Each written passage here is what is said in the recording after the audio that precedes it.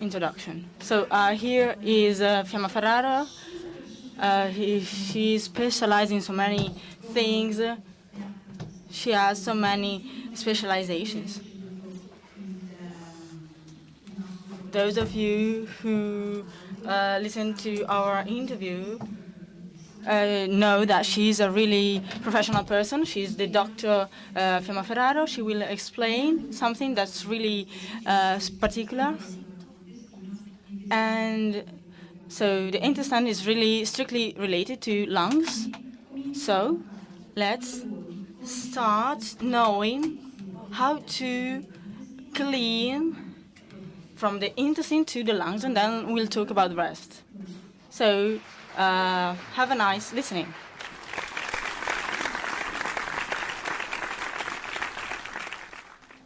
So I'll start speaking. So thank you for coming, and thank you for your invitation.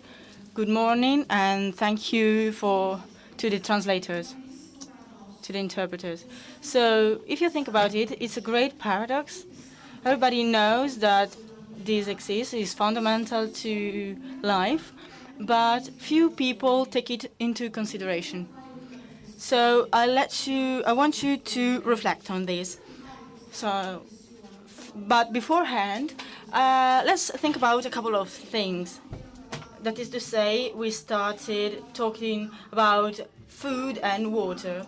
The human body can survive during weeks without food and during days without water.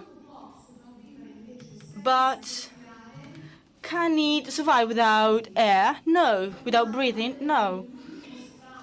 So the last layer of existence, the conscience. Without conscience, there is no life. So how can I go on without slides? So according to this question, after this much thinking, how many times do you breathe per minute? Do you breathe through your nose or through your mouth? When you breathe, do you move your upper side or your lower side of your upper body? Who can answer these questions? Does anybody want to answer? Yeah. 3-4 times. So for the slides, please. I don't know how to move the slides.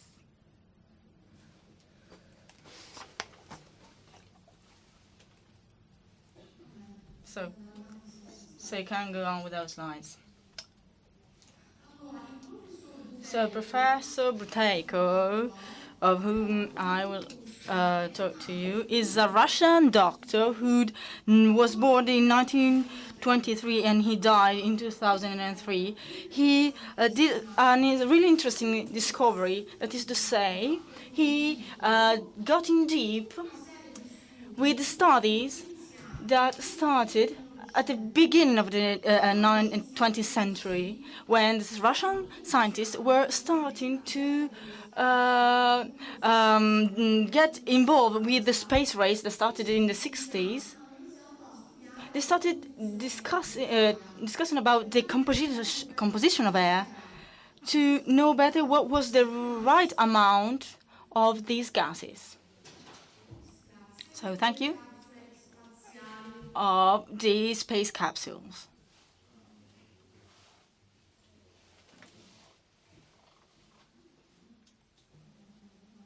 So how can I do to move it on? Okay. So before talking about Buteyko, a short mention because breathing is a really great paradox, because many philosophies took into consideration breathing without those data, that facts that are biochemicals and physiologicals, and are those that I want to show you. Before the birth of Christ, there was a man called Lao Tzu that says the passive man breathes as if he's not breathing. Galen of Pergamon said before Christ, if life seems to be greatly served by breathing, how long shall we be likely to remain ignorant to the manner of this service?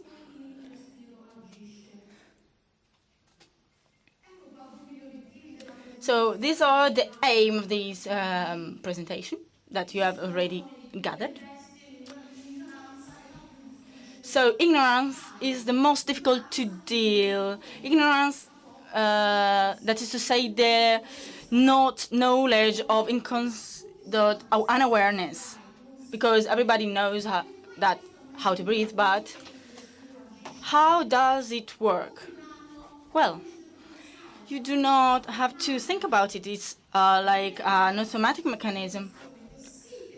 But actually, breathing is automatic, but this is only physiological function that can also be controlled by the motorial cortex. So that's why this is important, this kind of control. So Buteikos, yeah, I had introduced him. Let's start from, yeah, he was born in the URSS in 1923. Let's start from this preview. That is to say that in Ukraine, they use really few medications. Another problem was that in 2006, that medicine had to save lives. We saw that in the other presentation. We start treating when chronic medicines starts. That's why here the use of the medication is problematic. That's why we have to I'm saying that medications should be ignored. No, I'm not saying that. In my medical experience, I can tell you that a lot of patients are over-treated but also undertreated. So in Ukraine, they use medications, but only when they are needed. So we'll see how the right way of breathing can help us, and you will understand why. So so his research was about the space race. So Buteikos himself suffered from a malignant hypertension that it was hardly treated by medications. So they told him that he would die shortly after. So he started to study these, and he discovered his method. To reteach how to breathe. This Buteikos breathing technique is already known in other countries.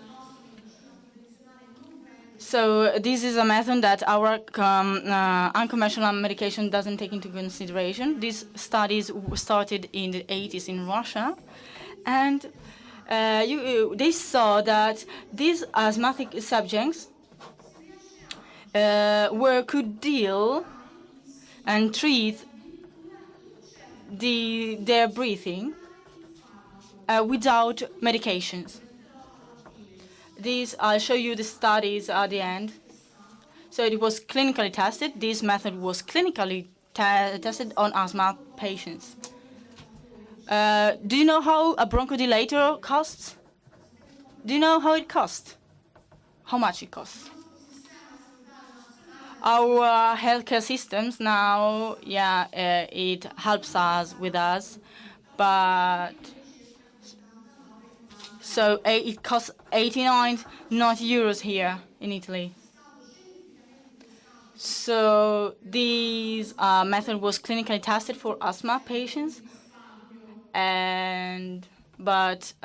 so you could understand how much you can save without buying the bronchodilator. So Buteyko was introduced in Italy once he got back to his studies. The method was scientifically tested in 1994. The first studies in the world were done in Australia, so they are down under. So the first studies in Russia weren't really taken into consideration. So in Australia, in New Zealand, England, and Canada, where those studies were taken into consideration. So the Buteyko's method was introduced in Italy by my mother, who was not a doctor. So now she has retired. She's here with me. And she was the one who introduced it in Italy in 1999. Others, Buteyko's teachers, pass along the method through their experiences. So done this preview. Let's see what is it about. How can you breathe properly? We talk about the invigorating properties of breathing. According to the biochemical and physiological human biology, so what counts is the quantity of oxygen.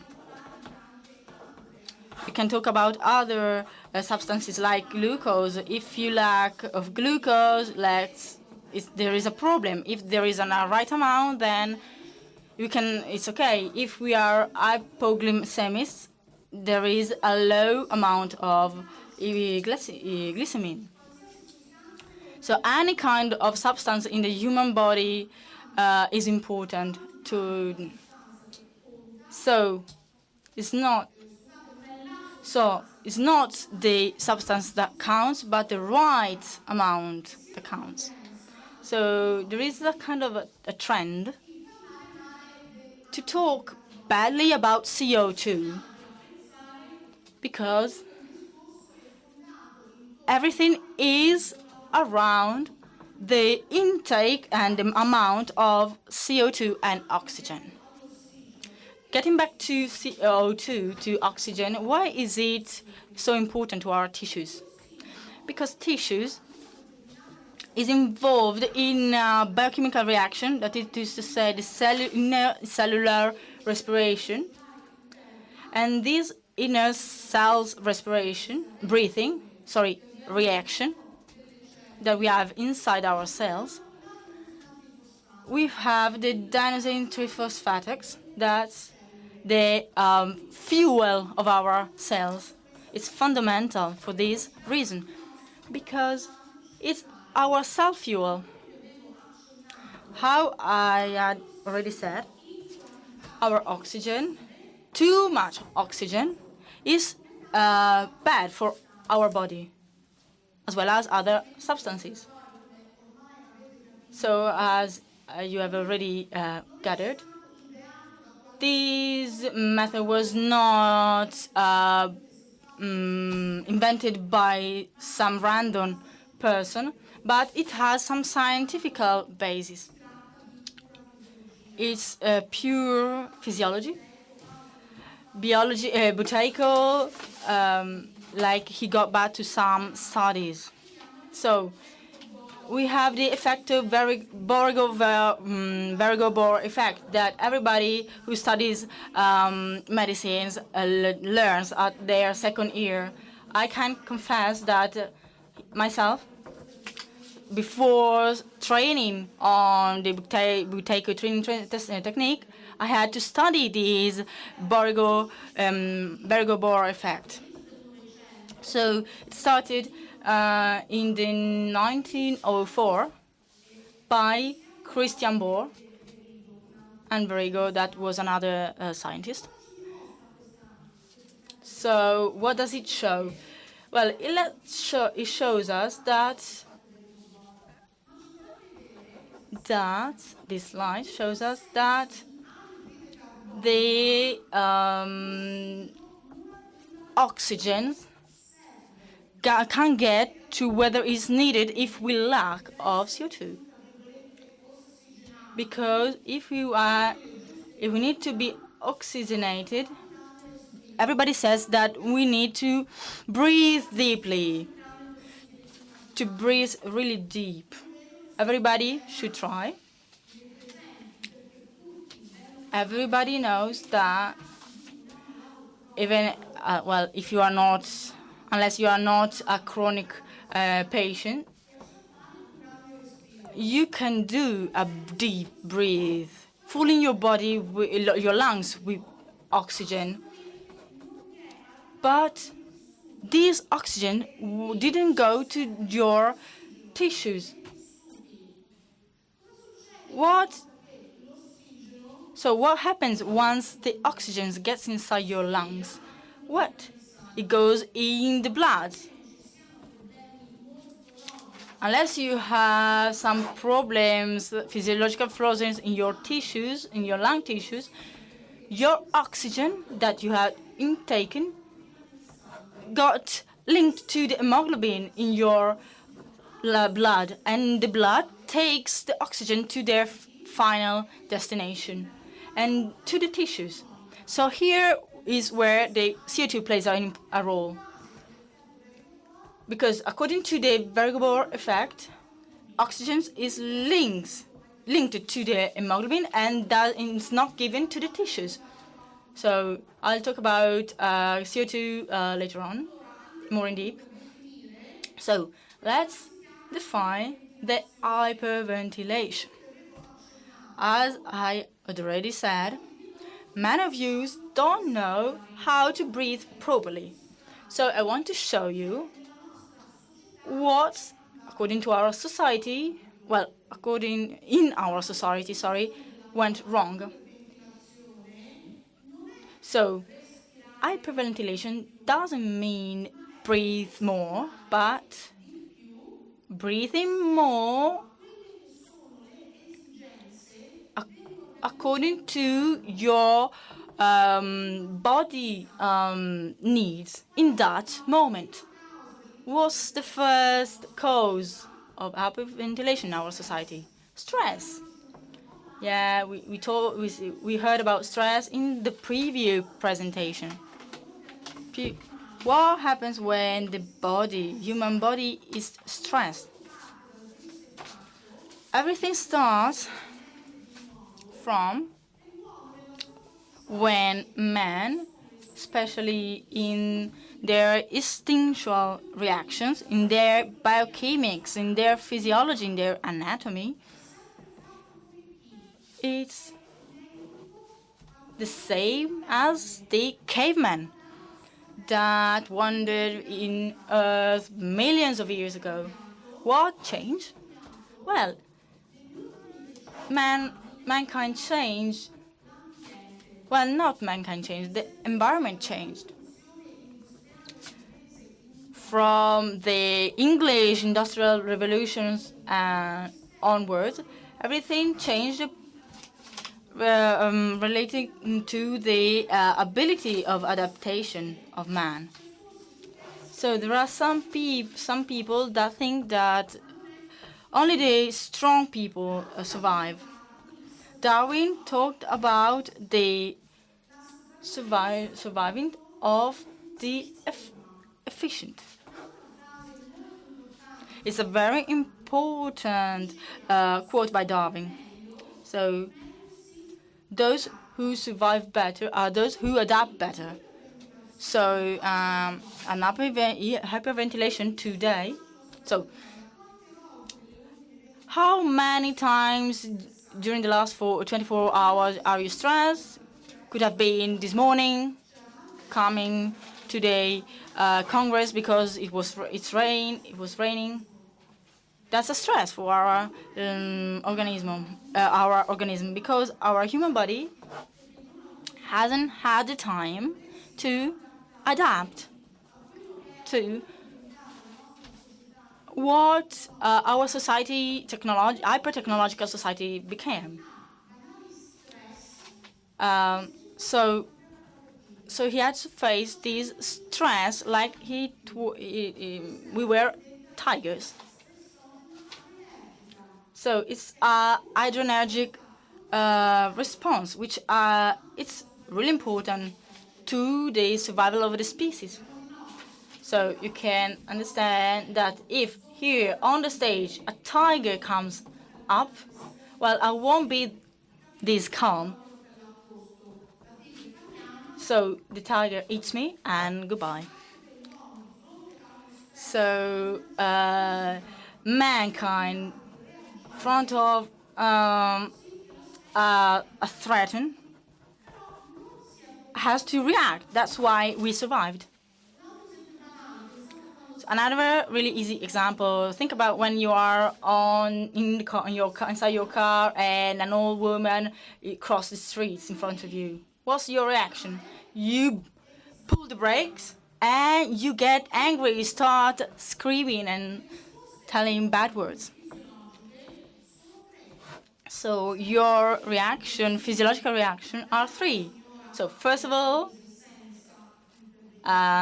tell bad words to the lady. Second, okay, leave the car and go running, or start hitting the lady.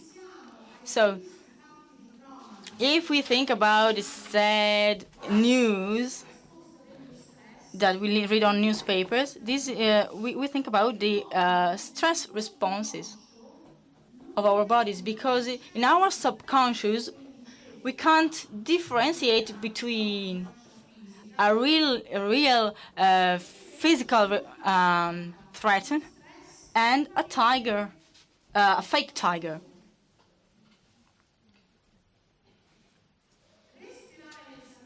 Breathing through this sac. I mean, somebody thinks that you do that on the ER. You should do it only with a doctor. Yeah, you don't have to. You do not do it by yourself. So this is a really interesting slide that doesn't have anything to do with Buteco. So we have a normal brain and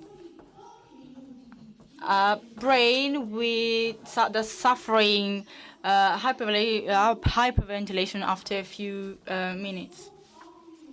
After only few minutes. Another historical quote, mention. So there was the diphtheria, woman diphtheria.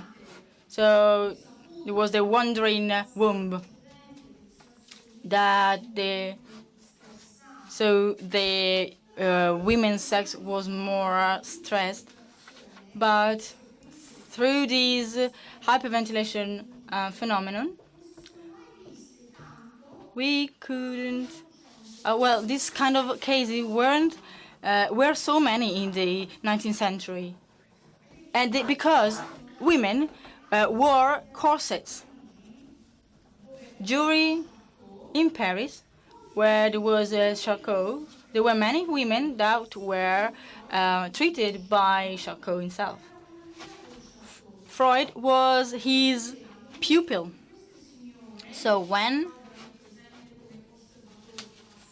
Freud was there like a passive, silent observation, so there was this hysterical crisis.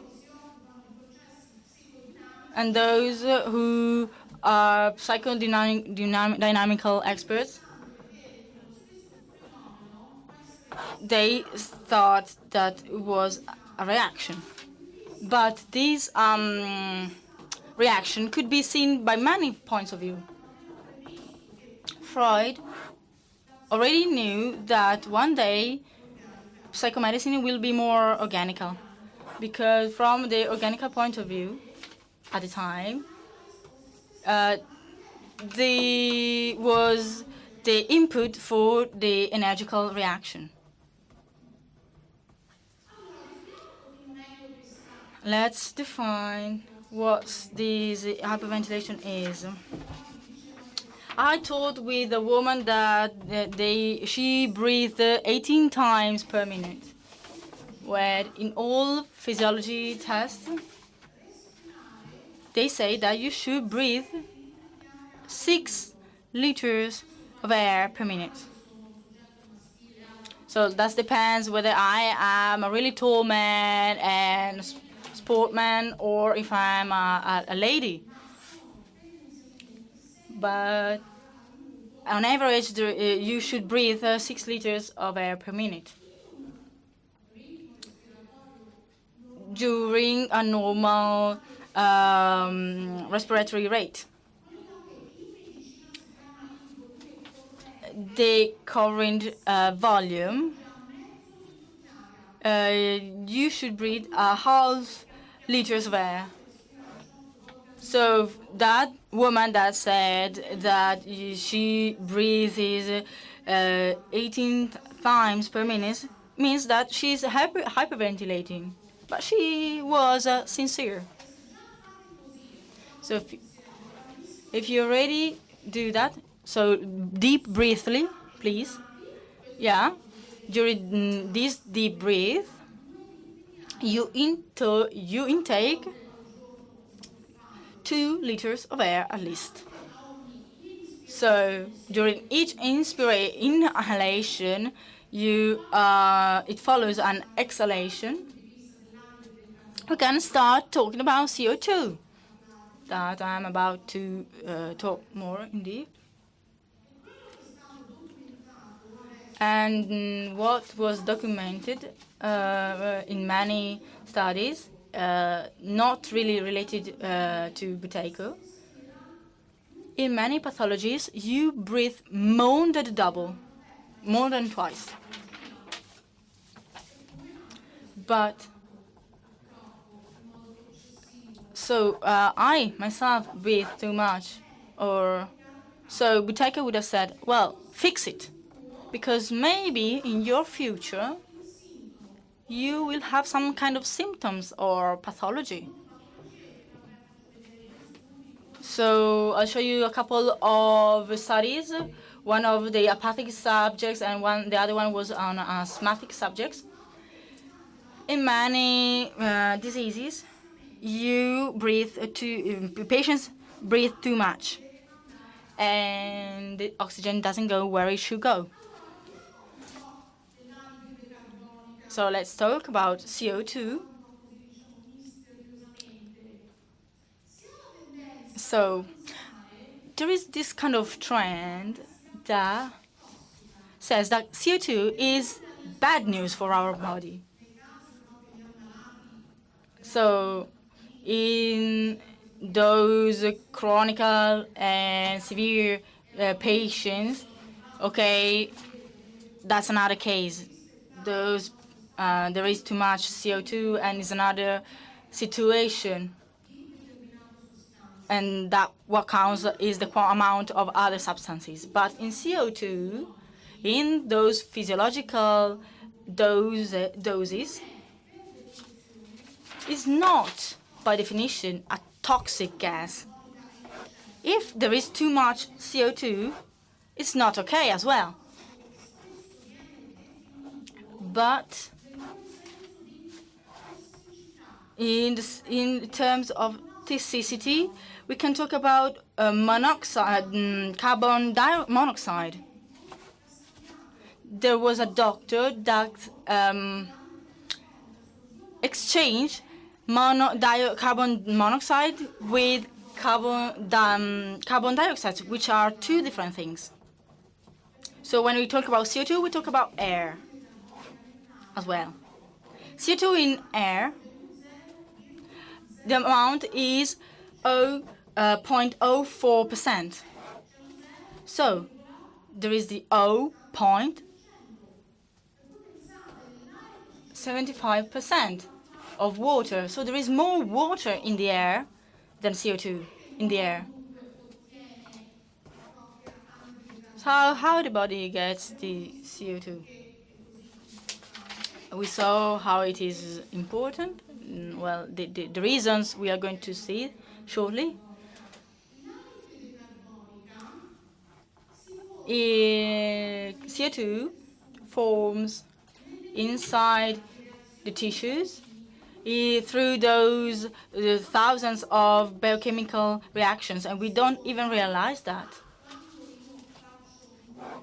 It forms when I do physical exercise and when I'm not breathing. So let's start this test.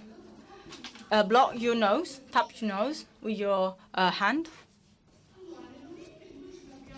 When you close your nose, the accumulation of CO2 starts. At the beginning, there is a kind of situation that you can deal, but when this situation is not comfortable, it's uncomfortable, your brain perceives that it can't take it anymore. So if we accumulate too much CO2 without breathing, how can man expel CO2 through exhalation? So this hyperventilation allows man to, during their dealing of stress, finds fake tigers where there are no tigers, and in this hyperventilation, man expels lots of CO2. So the result is that tissues are low, not oxygenated properly. If we see how much CO2 we need, according to the Barry-Goldberg effect, we need from 6 to 6.5%. And in the air we have this 0.04%. So something to say about these infinitesimal amounts of substances of the air. We can say that man is not able to take CO2 from the air. And through the Barry-Goldberg effect, we can get how much CO2 man needs. Man needs 13% to make everything works properly. And in the air we have the 20.9%. So you realize that there isn't much risk to lack of oxygen. The risk is that many people hyperventilate because they lack CO2. And in a few minutes we can see whether you lack CO2 as well. This slide shows you the quantities of oxygen supply in in blood and also the CO2 in your blood.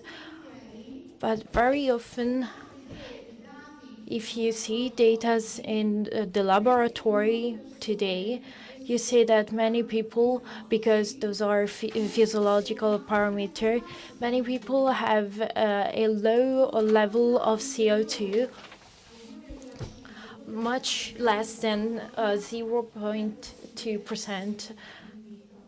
And you can survive with a low level of CO2 because CO2 is very important in our organism. If you think that plants feed with CO2 and plants are eaten by animals, how can CO2 be toxic? It would be impossible if you think about the nutrition chain. It would be possible to eat something on our earth. CO2, what does it do? It helps the oxygen to enter tissues, but it's useful also, and I show you this in a few minutes. CO2 is also a normal bronchodilator.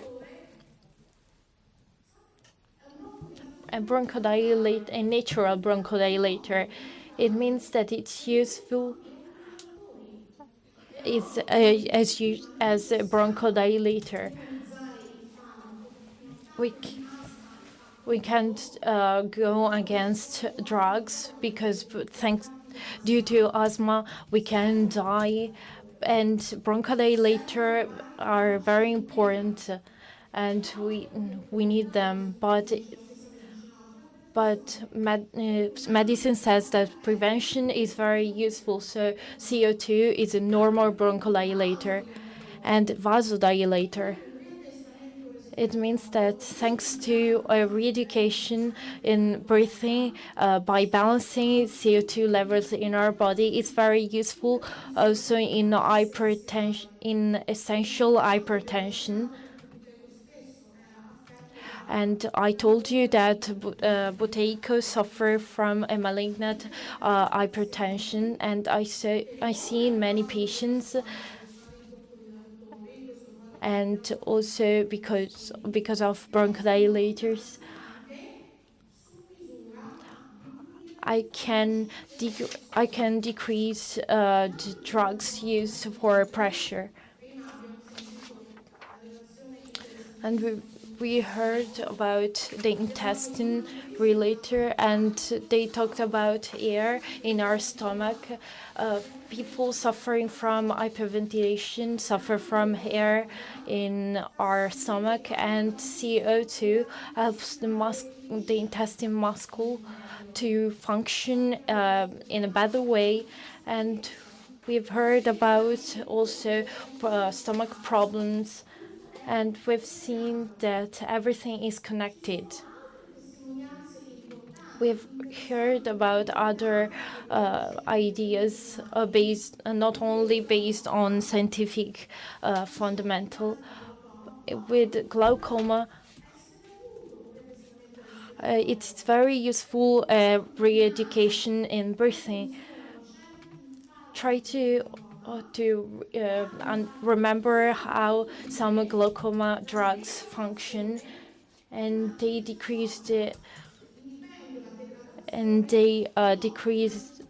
inhibit the degradation of CO2. So CO2 is a very important molecule. It's an anxiolytic and a muscle relaxer.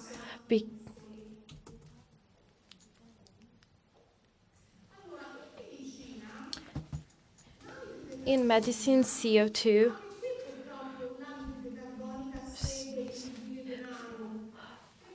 follows the money, because we know about carboxytherapy in aesthetic centers, and everything starts from an important observation of a scientific reporter.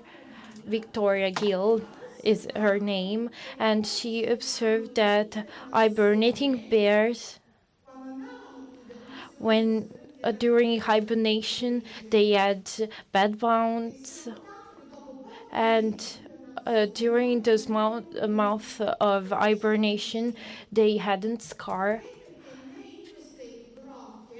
Probably because in these caves, during hibernation, CO2 is expelled through expiration,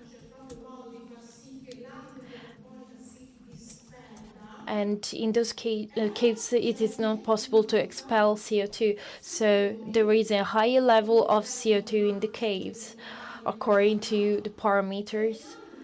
So CO2 is also vasodilator. So those bears didn't have scar.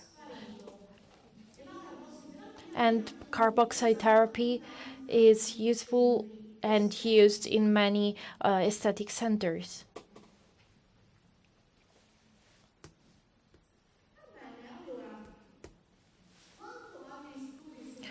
So if we consider studies of buteyko,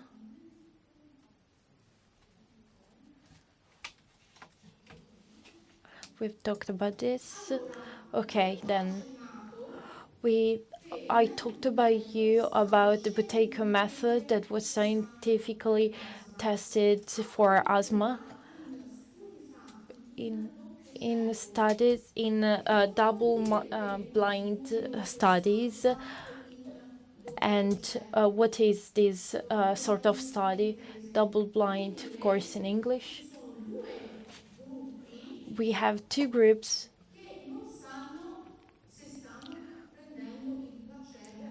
who don't know if they are taking placebo drugs or not. And as I told you in these studies, we have observed, and I try to summarize them, we've seen on asthmatic patients that all of them are hyperventilated. And in 19% of cases, in 94% of cases, it was possible to reduce the use of bronchodilator drugs and of cortisoids. And it's very important because if you think about it, conventional medicine defines asthma as a state of bronchoconstriction that is related to a chronic disease, an inflammation, and cortisone is an anti-inflammation. So, and in the last years, medicine understood that it's more useful the use of cortisone more than bronchodilator. And in some cases, I can reduce drugs. But it depends also on the medical records and how many bronchodilator is taking. And because it depends on the quantity of drugs.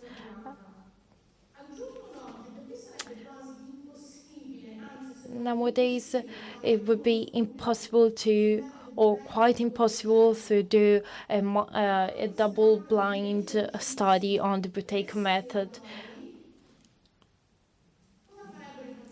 What would patients do in this case? They would search on internet, so it would be really impossible, because on internet it's possible to search and to look for everything.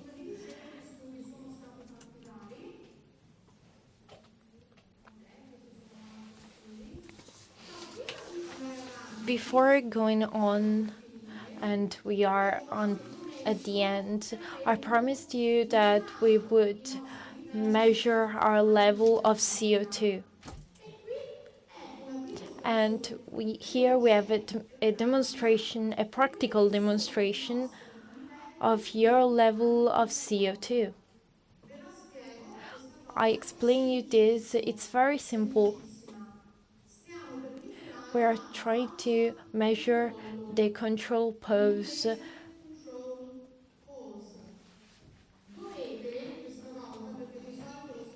And this time you can use the clock, the chronographer, but mentally we can try to measure 1001, 1001 and 1002, and that corresponds to a second. We can do this practical demonstration, and then I'll explain you why it's demonstrable. If you sit straight with your foot on the floor, we try to breathe normally. Don't try to relax too much. we would do that this evening or tomorrow. Try to breathe through your nose, but normally it is fundamental that you breathe through your nose. And when you are ready at the end of a full expiration, I repeat, not inspiration, but expiration. We repeat normally. You try to close your nose, and when you close your nose, try to count. And when do we have this measure? It's not the first instinct that we need to breathe, but we feel this sensation and let the feeling to last for a small period of time. And you can understand it. Only you can understand when the period ends. And at the end of the measurement, you should try to breathe normally as nothing happened. It's not about resistance and not the first sensation of need to breathe. And I repeat for interpreters, because it's an our work, you breathe through your nose, and at the end of an expiration, normally you close your nose with your mouth closed too, and you count 1001, 1002, 1003. The first need to breathe and let this sensation last for a few seconds. No resistance. Open your nose and let's see what happens.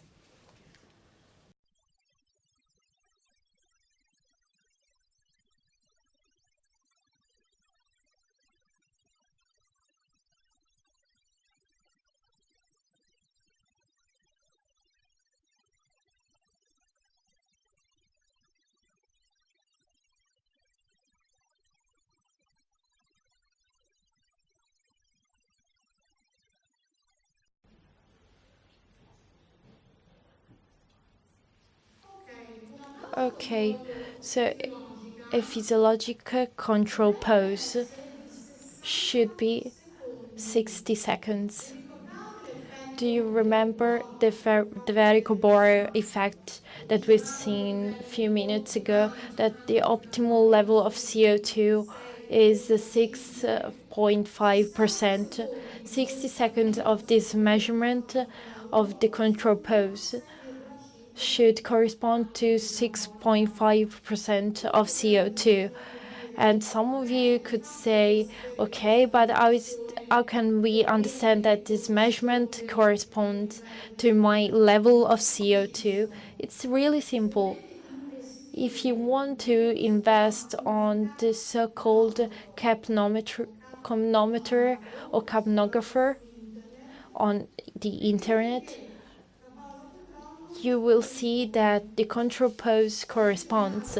But if you go on in the hospital and reanimate in wards, you see some machineries that can tell you if that corresponds or not. But the conventional medicine tries to measure level of CO2 only when the patient is very ill.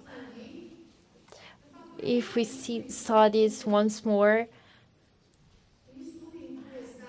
we've seen studies where it was scientifically there was a scientific evidence of the Buteyko method, but the conventional medicine knows that hyperventilation is not a good practice, because in the physiological state, there shouldn't be in hyperventilation, but also not in hypoventilation. And it was documented that in a series of diseases, and that doesn't depend on Buteyko,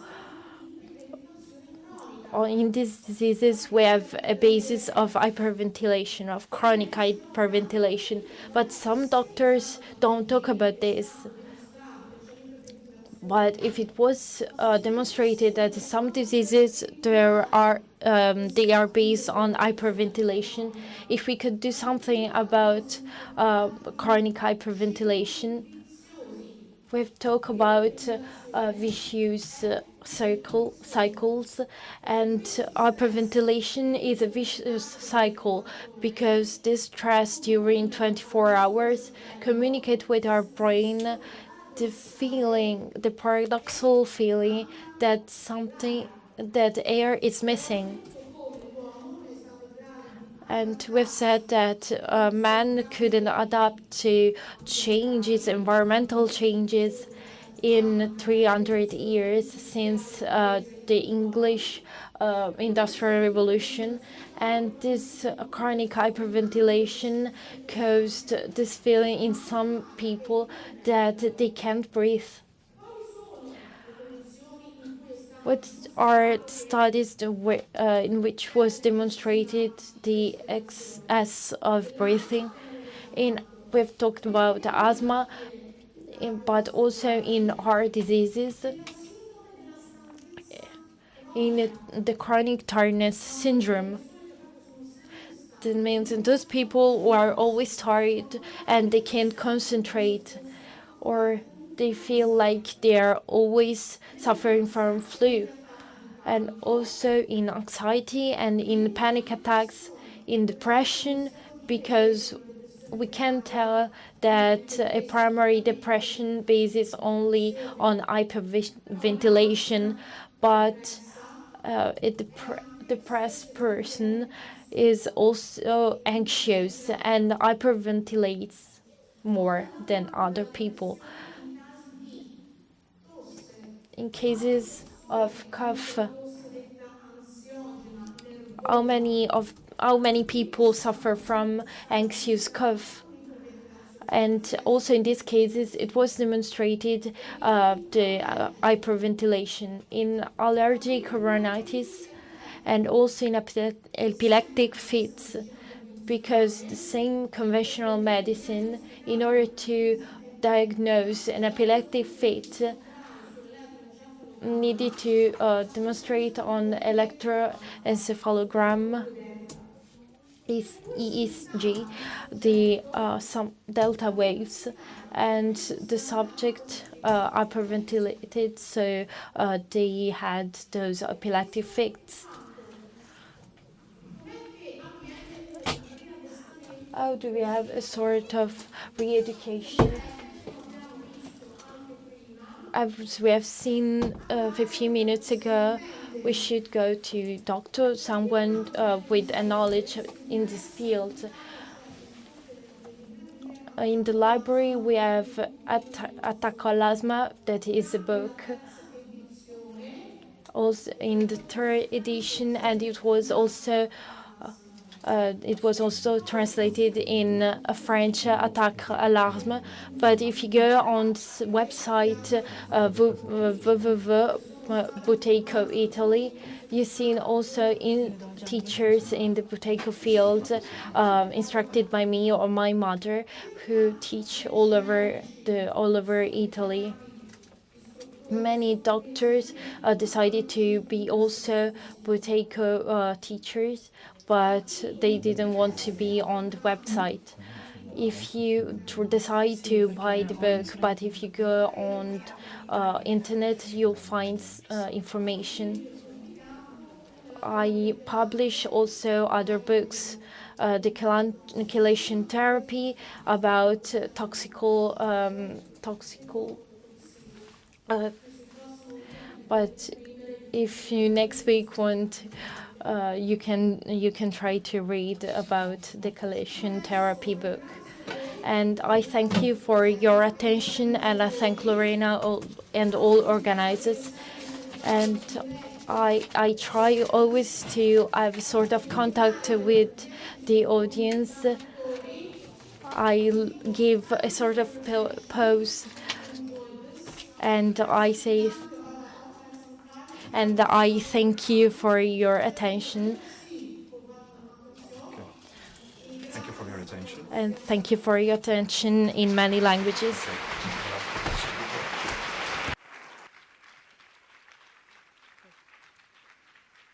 Non so se vi siete resi conto della cultura. So, have you noticed the culture of this list? So, she knows many languages. So, she studied more or less around the world, and she's not only a competent person, but she shows and she proves that she's a very competent person, but humble at the same time. So, and according to my clinical humble experience, I can say that this person is a special person. So she knows everything. She's really a knowledge master. So I would like to thank Dottoressa Ferrari, first of all, for her intervention and for her contribution. Now I want to give her some of our gifts. Okay, now we go. Now, I simply ask you 5 minutes